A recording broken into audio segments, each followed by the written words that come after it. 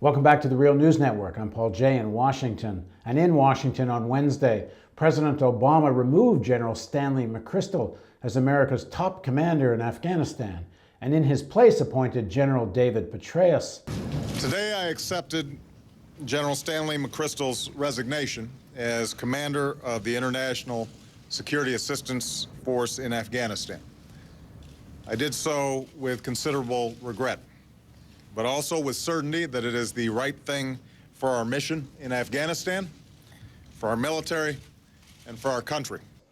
All this in the wake of an article in Rolling Stone magazine where McChrystal and his aides were quoted as saying things that some people consider disrespectful and even disdainful of the civilian leadership. But perhaps more importantly, President Obama reasserted his determination to follow the counter-terrorism strategy worked out with McChrystal. So make no mistake, we have a clear goal. We are going to break the Taliban's momentum. We are going to build Afghan capacity. We are going to relentlessly apply pressure on al-Qaeda and its leadership, strengthening the ability of both Afghanistan and Pakistan to do the same. That's the strategy that we agreed to last fall. That is the policy that we are carrying out in Afghanistan and Pakistan. Let me say to the American people, this is a change in personnel, but it is not a change in policy.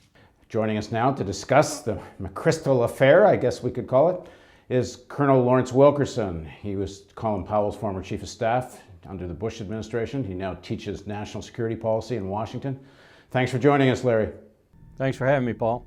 So I read this article, and I do not find from a direct quote from McChrystal that deserves such a furor. He says, you know, he's quoted by an aide saying he didn't like his first meeting with Obama. He was disappointed. This is not a grave thing to say. I think the only direct quote from him that's actually at all really critical is that he was selling an unsellable position when he was trying to come and get more troops out of Obama. Everything else comes from an unattributed aide. I don't understand why this couldn't have been managed completely differently. Obama could have laughed it off, saying, oh, people say things when they're drunk. And an aide could have fallen on his sword and said, you know, I never should have talked that way with a journalist there, and they get rid of the aide. And life could have gone on, but Obama decided to make this an affair, a question of judgment. So my question to you is, do you agree that they could have managed this differently if they wanted to? And if you do agree, why did they decide to go after McChrystal now? I'd give you two answers to that. One with a lesser dimension than the other, if you will, and I think you'll be able to easily distinguish. First, military protocol.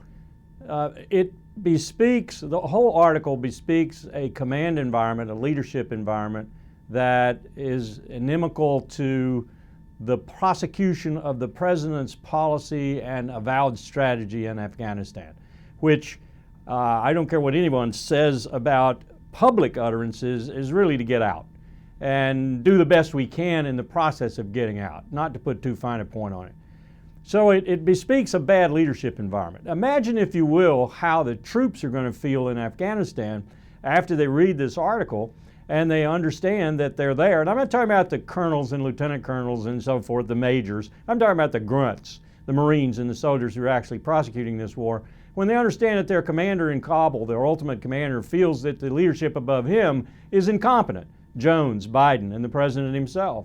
The bigger dimension to it, though, is the one you suggest, I think, and this is a surmise on my part, but I think the administration is taking, or certain people in the administration, and perhaps some out, are taking opportunity of this brouhaha, this article, to reopen the debate about the strategic approach to Afghanistan. On the extreme side, there are people who believe, as I do now, that we should be out. No more blood and treasure should be expended on Afghanistan, that just like Vietnam, the world will not collapse when the United States leaves Afghanistan, and they will get along just fine on their own. That's the extreme position. The other extreme position, most vouchsafed by McChrystal and certain people in the Army, is COIN strategy, counterinsurgency strategy. It will work. We've got a leader who knows how to make it work. The first 5 or 6 or 7 years of the war were neglected by the Bush administration. Now everyone's in place to make everything work well. the United States does coin strategy well if it's really resourced and peopled and so forth. I think that's all bullshit. But nonetheless, that is another part of the argument. And these two things are clashing right now, and this article gave an opportunity to reopen that clash in the public venue and to bring the principal advocate for the one side, General McChrystal, into the debate and perhaps get rid of him. Yeah, I mean, that's my point. You can always manage a situation if you want to manage the situation.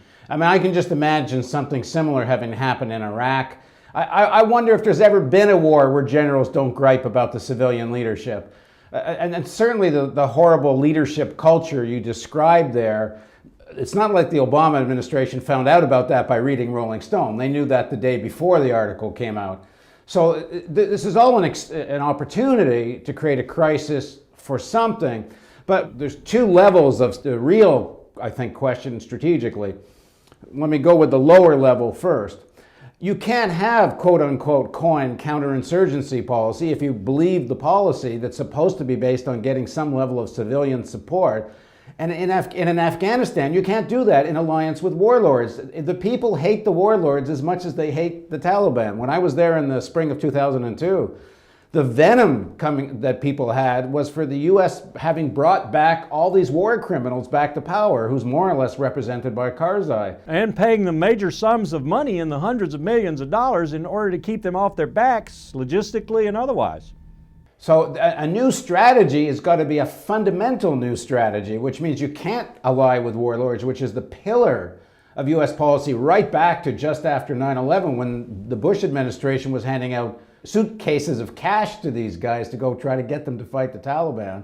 So the whole policy seems to be in utter chaos. What's their choices other than, I mean, you say get out, but Obama, he's campaigned to be the president that's going to win the war in Afghanistan. How does he walk away from that billing? Well, win is a really bad term to use in this case, I think. I think you have to diminish your expectations. You have to lower them considerably. And he did that to a certain extent when he focused on al-Qaeda. Al-Qaeda is in remnant elements now. I'm told by people whose views I respect that there are probably fewer than 200, and they're in Pakistan, they're not in Afghanistan. So if that's the objective, I think we've pretty much accomplished that objective. Well, that objective was accomplished before he even sent any more troops. Everybody was saying back then there's not much of an al-Qaeda left. They're really fighting Afghan Taliban. Well, I think you're right, but he had to establish some national security bona fides, if you will, by using Predator and Reaper and other drone strikes to kill a few more. We've done that. And I think that now our presence in Afghanistan is actually destabilizing Pakistan. So I really think we need to get out. You don't just precipitously get out tomorrow morning. You've got to follow some timetable, and I think he's got a pretty good one expressed. But now we're going to have this argument again, probably writ large across the political landscape here in Washington, of whether we should stay and execute coin and see if we can't succeed in the face of odds that history says you can't succeed, and some of the things you pointed out are part of that can't succeed, or whether we do follow the timetable and get out and leave a reasonably stable country that can get along on its own. Now, getting out implies, at least to a lot of people, a fundamental change in the approach to the region. Like when President Obama was running for president, people would ask him, how do you root your foreign policy? And he would say quite honestly, I'm in the tradition of American pragmatism going back to Truman, and he would go up through the presidents, including Bush 1.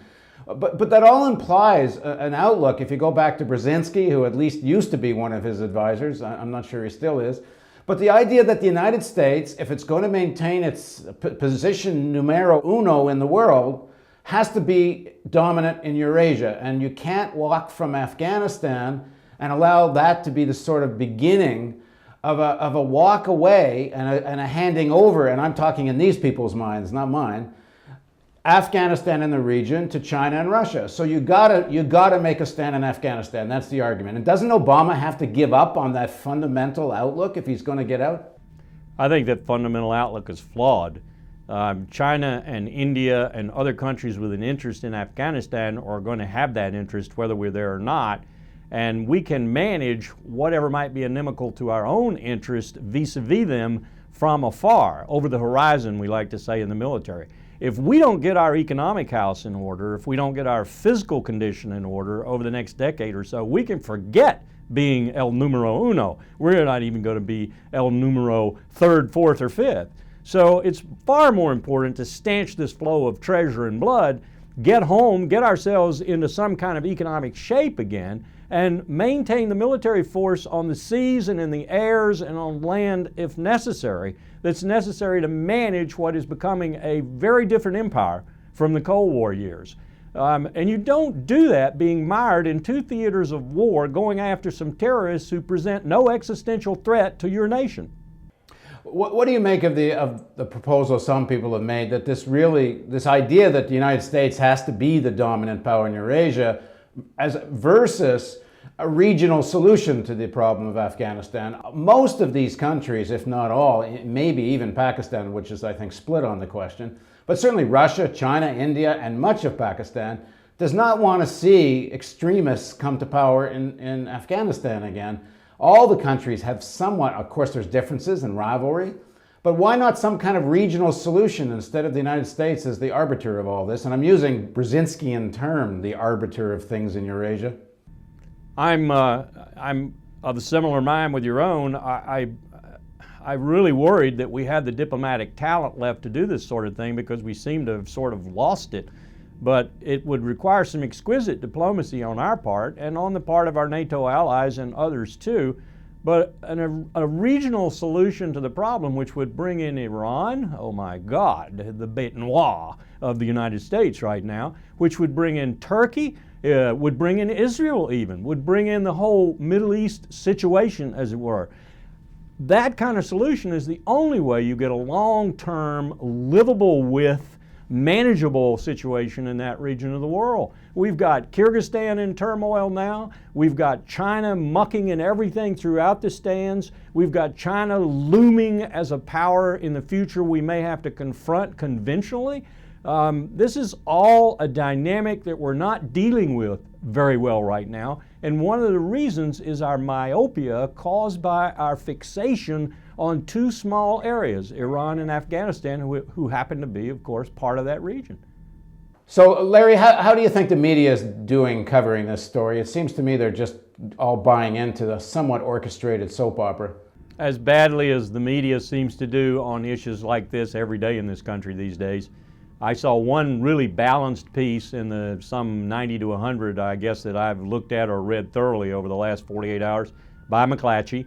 And it simply laid out all the points. Others, from foreign policy on, seem to be trying to exploit the very divide that you and I talked about at the beginning of this interview. That is to say, those who want us out and those who want us to stay and prove that the United States can do counterinsurgency strategy. So they're exploiting, however they come down on that argument, this brouhaha to that effect. I almost feel like I want to defend McChrystal, which is, anyone that knows me will find that a strange thing to do.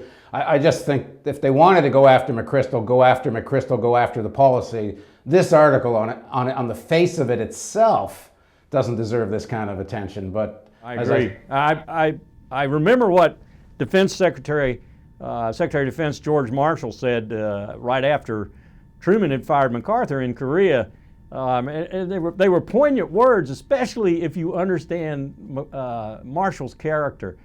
Marshall had immense respect for MacArthur. He had almost fealty for MacArthur and for any general who was serving in circumstances like MacArthur had and was at the time. And he said, it is very easy to make a soldier feel sorry for himself, particularly if he's serving in an unattractive, disagreeable, dangerous locality, and particularly if in that locality he's been asked for a tremendous effort over a period of time.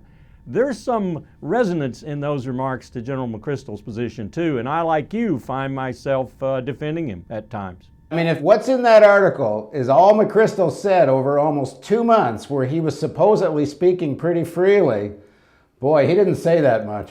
No, he didn't. But we also have to remember that there's somewhat of a track record there. His speech at the International Institute of Strategic Studies in London, his, I think, mishandling of the Pat Tillman issue. There's a track record there that this article clearly consulted before it was written.